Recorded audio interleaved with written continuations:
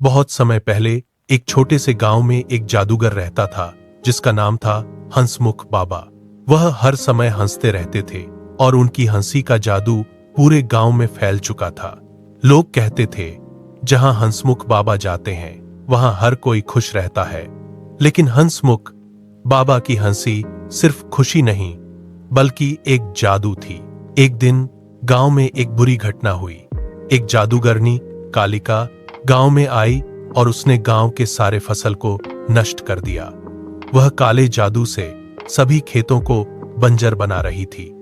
लोग डर के मारे कांप रहे थे और कोई भी कालिका का मुकाबला नहीं कर सकता था। फिर हंसमुख बाबा ने सोचा, मेरी हंसी से सब ठीक हो जाएगा।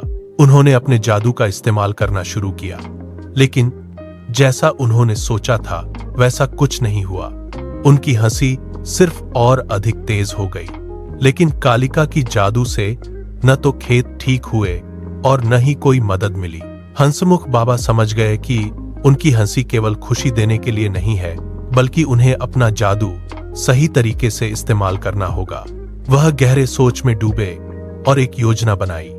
वह कालिका के पास गए और अपनी हंसी को न सिर्फ अपनी शक्ति बल्कि अपने दिल की सच्चाई में बदलने का निर्णय लिया। जब हंसमुख बाबा ने हंसते हुए कालिका को चुनौती दी तो कालिका ने उनका मजाक उड़ाया। लेकिन अचानक हंसी के साथ बाबा ने अपनी जादुई शक्ति को सही दिशा में इस्तेमाल किया। उन्होंने कालिका को दिखाया कि हंसी और खुशी से किसी का दिल जीता जा सकता है और बुराई को हराया जा सकता है। कालिका को अपनी गलती का एहसास हुआ और उसने अपनी जादू की शक्ति को छोड़ दिया। गांव के लोग देखकर हैरान रह गए कि कैसे हंसी ने बुराई को हराया। हंसमुख बाबा ने सबको यह सिखाया कि खुशी और हंसी केवल मनोरंजन के लिए नहीं